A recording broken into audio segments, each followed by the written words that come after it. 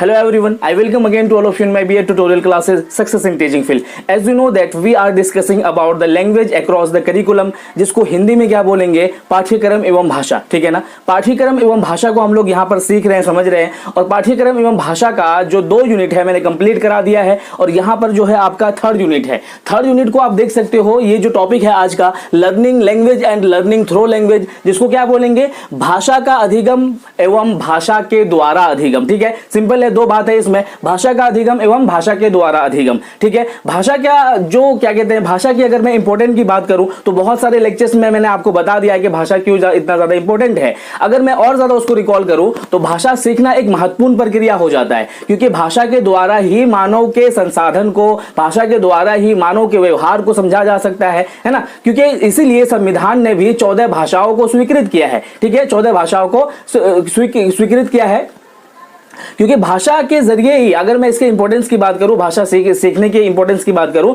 तो भाषा के सीखने के जरिए ही क्या कर सकता है, इंसान संप्रेषण कर सकता है, इंसान अपना कम्युनिकेशन एक दूसरे से क्या कहते हैं कर सकता है। अब इंसान अपने थॉट को शेयर कर सकता है, अपनी रिक्वायरमेंट को पूरी कर सकता है, और भाषा के जरिए ही आप जो है ज्ञान अर्जन कर सकते हैं, यानी कोई भी नॉलेज एक्वायर कर सकते हैं। अगर मैं ये बोलूं कि मुझे हिंदू रिलीजियस की जो है नॉलेज जानना है ना, तो मुझे क्या पढ़ना पड़ेगा, संस्कृत को पढ़ना पड़ेगा। अगर मुझे उर्दू का क्या कहते हैं, मुस्लिम का जानना होगा तो मुझे अरबिक पढ़ना पड़ेगा। इसी तरीके से अगर मुझे यूरोप के कल्चर के बारे में पढ़ना है तो मुझे लैटिन भाषा और ग्रीक भाषा पढ़ना पड़ेगा। अगर मुझे टेक्नोलॉजी का ज्ञान जानना है तो मुझे क्या सीखना पड़ेगा, इंग्लिश का लैंग्वेज सीखना पड़ेगा। तो कहने का मतलब है कि भाषा बहुत ज्यादा महत्वपूर्ण हो जाता है। अब हम समझते हैं कि भाषा लर्निंग होती क्या है, अधिगम जो है भाषा किस तरीके से लर्निंग किया जा सकता है, उसको हम समझते हैं। देखिए, अगर मैं इसका डेफिनेशन एक लाइन में बोलूं तो भाषा के कौशलों पर, यानी कि भाषा के स्किल पर अपना अधिकार जमा लेना और उसको अपनी परिस्थितियों के अनुसार प्रयोग करना एक भाषा अधिगम कहलाता है। नहीं आया समझ में? देखिए, भाषा लर्निंग यानी कि ये जो देख सकते हैं आप, लर्निंग लैंग्वेज है ना। लर्निंग लैंग्वेज यानी कि भाषा का अधिगम क्या होता है, भाषा के सारे कौशलों पर अधिकार जमा लेना और उन भाषाओं को उनकी परिस्थिति के अनुसार प्रयोग करना ही क्या कहलाता है, भाषा अधिगम कहलाता है। इतना सिंपल है ना। तो इसमें क्या देखा जाता है, भाषा अधिगम में ये देखा जाता है कि भाषा का जो है अपना एक स्वरूप होता है, भाषा का जो है होता है अपना एक स्ट्रक्चर होता है, उसकी शब्दावली होती है, उसका व्याकरण होता है, उसका अर्थ ग्रहण होता है। हर भाषा की अपनी एक प्रकृति होती है ना। तो अगर आप उसको जानना चाहते हो तो सबसे पहले आपको उसकी प्रकृति को, उसके व्याकरण को, उसके स्वरूप को, उसके प्रणाली को, उसकी शब्दावली को जानना जरूरी होता है। तो ये सारी चीजें किस तरीके से आप जानेंगे, भाषा में किन किन प्रिंसिपल का यूज किया जाएगा, किन किन रिसोर्सेज का यूज किया जाएगा, वो सारी चीजें हम लोग जो है बोर्ड पर समझते हैं, ठीक है ना।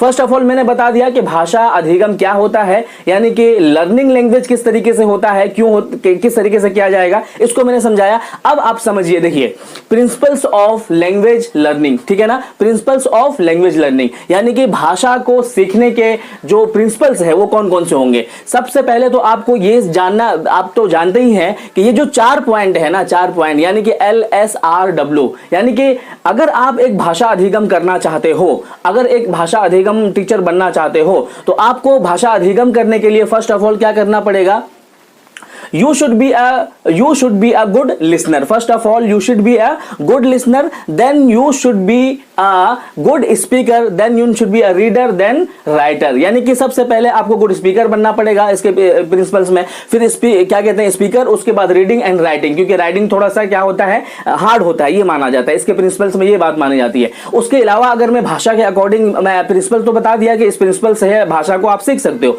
इसके अलावा अगर मैं बात करूं तो भाषा के अधिगम के अनुसार बहुत सारे जो है थॉट्स दिए गए हैं। कुछ लोग ये कहते हैं कि भाषा जो होता है वो इनबिल्ट होता है, कुछ लोग ये कहते हैं कि नहीं, भाषा जो है वो वातावरण केंद्रित होता है, यानी कि आपके एनवायरनमेंट के अकॉर्डिंग सीखा जाता है। आपको इसमें नहीं पढ़ना है, आपको ये देखना है कि भाषा अधिगम होता किस तरीके से है। आप ये भी जानते हो कि कुछ बच्चे जो है लाइफ टाइम तक अपने भाषा को नहीं सीख पाते हैं, किसी एक लैंग्वेज को, और कुछ बच्चे जो है एक ही 10 क्योंकि 10 साल से पहले की ये चीज मानी जाती है कि 10 साल से पहले जो है ना, बच्चा बहुत आसानी से लैंग्वेजेस को सीख सकता है।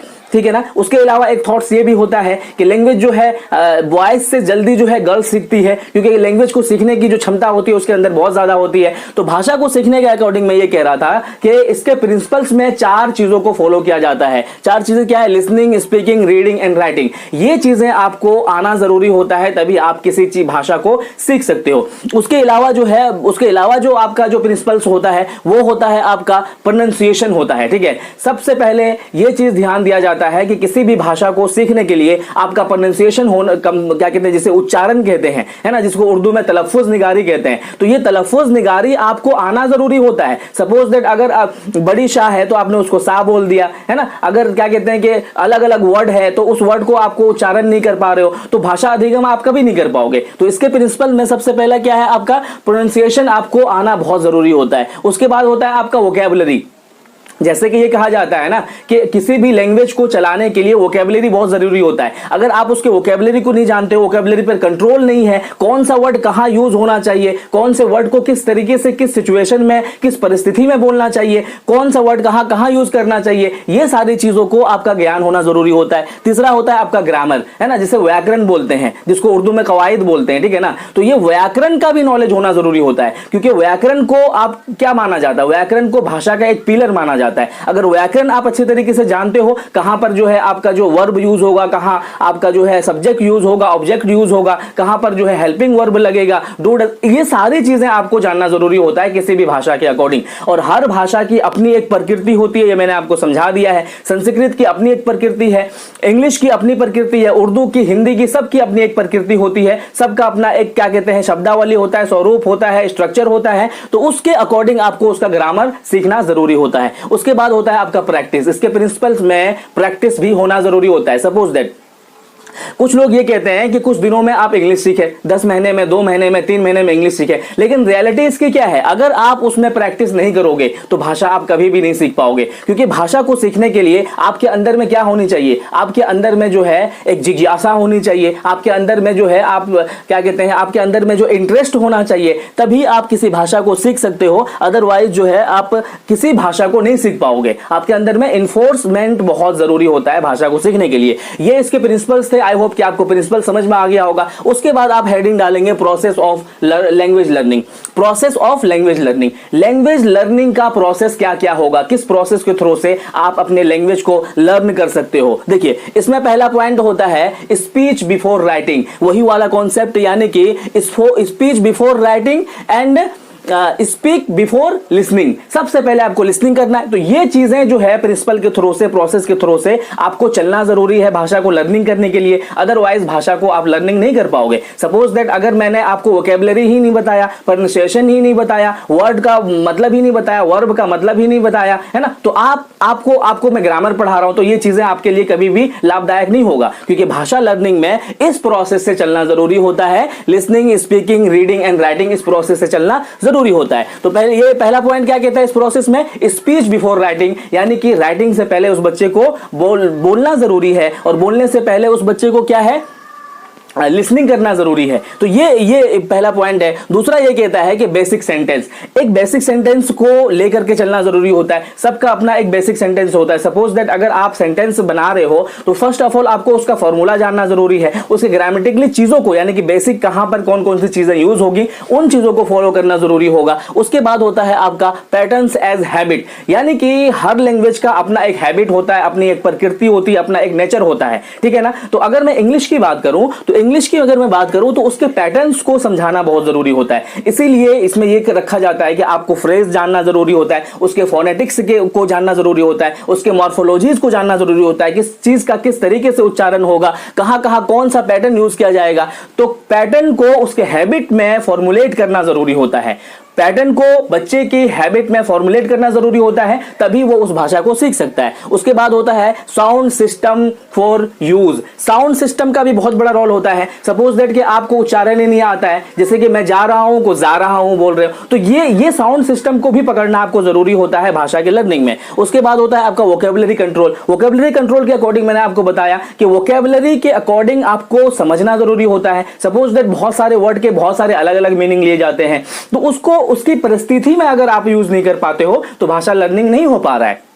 है ना, कौन से सिचुएशन में कौन सा सेंटेंस बोलना चाहिए, कहां पर मुझे कौन सा वोकेबलरी यूज करना चाहिए, कौन सा सेंटेंस फिट होगा, कहां पर डू डज का यूज होगा, कहां पर विल शुड का यूज होगा, ये सारी जो चीजें हैं, ये सारी जो चीजें हैं, क्या कहते हैं, वोकेबलरी कंट्रोल जो है, ये वोकेबलरी कंट्रोल जब तक नहीं आएगा तो आपका प्रोसेस ऑफ लर्निंग लैंग्वेज नहीं हो पाएगा। उसके बाद होता है लैंग्वेज प्रैक्टिस, जैसे मैंने बताया लैंग्वेज प्रैक्टिस प्रिंसिपल भी है, लैंग्वेज प्रैक्टिस जो है आपके प्रोसेस में भी यूज किया जाएगा। उसके बाद होता है आपका, है ना, इमीडिएट री इन्फोर्समेंट। इमीडिएट यानी कि जल्दी से उस पर री इन्फोर्समेंट करना। सपोज दैट हम में से बहुत सारे लोग ये मानते हैं कि मुझे इंग्लिश सीखनी है, मुझे इंग्लिश सीखनी है, मुझे इंग्लिश सीखनी है, क्योंकि ये कंपलसरी है ना। कंपलसरी का मतलब है कि बहुत ज्यादा डेवलप लैंग्वेज माना जाता है ना। तो ये इंग्लिश सीखनी है का मतलब ये नहीं है कि एक दिन आपने सीखा और दूसरे दिन जो है छोड़ दिया और आपको लैंग्वेज सीखना आ जाएगा, ये कभी नहीं होगा। इसमें री इन्फोर्समेंट होना जरूरी है, इसमें प्रैक्टिस होना जरूरी है। अगर प्रैक्टिस के थ्रू से, री इन्फोर्समेंट के थ्रू से नहीं चलोगे तो भाषा अधिगम कभी भी नहीं हो पाएगा,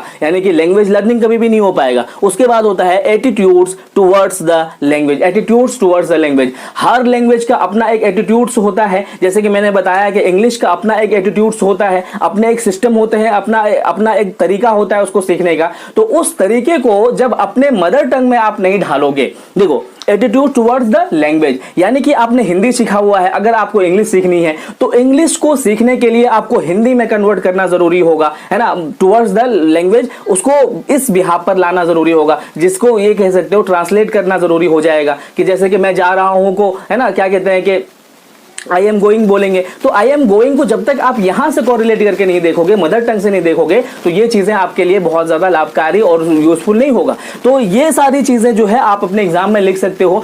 भाषा अधिगम इस तरीके से किया जा सकता है, इस प्रोसेस से किया जा सकता है, इस प्रिंसिपल से किया जा सकता है। इस प्रिंसिपल्स को अगर यूज नहीं करोगे तो भाषा अधिगम नहीं हो पाएगा। इसके अलावा व्याकरण है आपका, शब्दावली है आपका, फोनेटिक्स है, उसके बाद क्या कहते हैं मॉर्फोलॉजी है। ये सारी चीजें मैंने पिछले वीडियो में बताया हुआ है, इसलिए मैं इसको ज्यादा डिस्कस नहीं कर रहा हूं। तो आई होप कि ये जो है भाषा अधिगम आपको अच्छे तरीके से समझ में आ गया होगा। अब जो है इसमें दूसरा पॉइंट है। दूसरा पॉइंट क्या है? Learning through language. देखो अब समझो लर्निंग थ्रू लैंग्वेज, ठीक है। अब इसको अच्छे तरीके से समझो। देखो पहले तो आपने समझ लिया लर्निंग लैंग्वेज क्या होता है, लर्निंग सीखना क्या होता है, अधिगम क्या होता है, भाषा, है ना, किस प्रिंसिपल से चलेंगे। अब समझो कि भाषा के द्वारा सीखना क्या चीज होती है। देखिए कोई भी चीज आपको अगर सीखना होगा ना तो आपको भाषा की जरूरत पड़ेगी ही पड़ेगी। जैसे मैंने बताया आपको कि अगर मुझे हिंदू रिलीजियस का कल्चर जानना है, स्पिरिचुअलिटी जानना है, तो मुझे किसको जानना जरूरी होगा, किस भाषा को सीखना जरूरी होगा, किस भाषा के थ्रू से जाना जरूरी होगा, मुझे संस्कृत के थ्रू से जाना जरूरी होगा। अगर मुझे मुस्लिम की संस्कृति को जानना है तो मुझे अरबिक के थ्रू से जाना जरूरी होगा, है ना। उसी तरीके से अगर यूरोप के कल्चर के बारे में जानना मुझे जरूरी होगा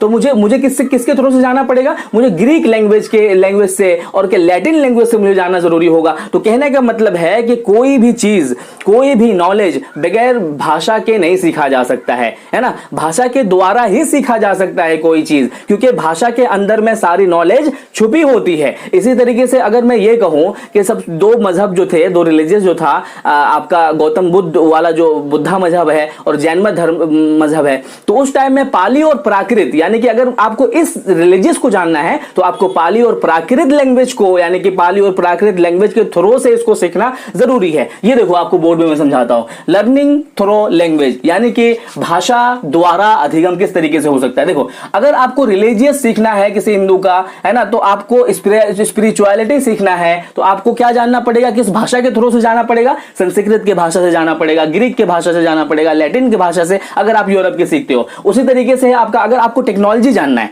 तो किस भाषा के द्वारा जाना पड़ेगा, आपको इंग्लिश के द्वारा, क्योंकि इंग्लिश में ही सारे नॉलेज छुपे हुए हैं टेक्नोलॉजी के, और इंग्लिश में ही सारे टेक्नोलॉजी की बातें की जाती है। उसी तरीके से अगर पोएट्री की बात करें, पोएट्री अगर आपको सीखना है तो किस भाषा के थ्रू से जाना पड़ेगा। एक एग्जांपल है कि उर्दू के थ्रू से, सारे लैंग्वेजेस में अपनी पोएट्री है, लेकिन उर्दू में सबसे ज्यादा क्या कहते हैं कि प्रिय पोएट्री मानी जाती है, बहुत ज्यादा जो है फेमस पोएट्री मानी जाती है। तो ये सारे एग्जाम्पल्स आप लिख सकते हो कि भाषा के थ्रू से ही कोई चीज सीखी जाती है। भाषा में सारे नॉलेज छुपे होते हैं और भाषा के द्वारा ही कोई चीज अप्लाई किया जा सकता है, सीखा जा सकता है। तो आई होप कि ये भी आपको समझ में आया होगा। किसी तरह की क्वेरीज होगी, किसी तरह का क्वेश्चन होगा तो आप कमेंट सेक्शन में जरूर लिखिएगा। Thank you so much video देखने के लिए।